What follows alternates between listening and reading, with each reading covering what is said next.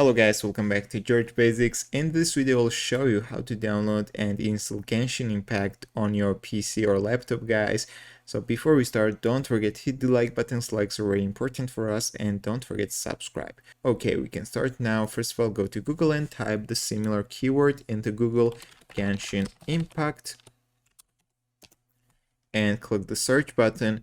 You need to open the first link, which is this. This is the official website of Genshin. And once you will go on this page, you can see there's a two option, PC download and other downloads. So if you want to download this game on your PC or laptop, you need to click PC download and it will automatically start the download process, guys. Okay, when you download the file, you need to open it. You can click this advanced button right here to choose the disk where you want to download the game. Okay, you can choose, for example, another disk.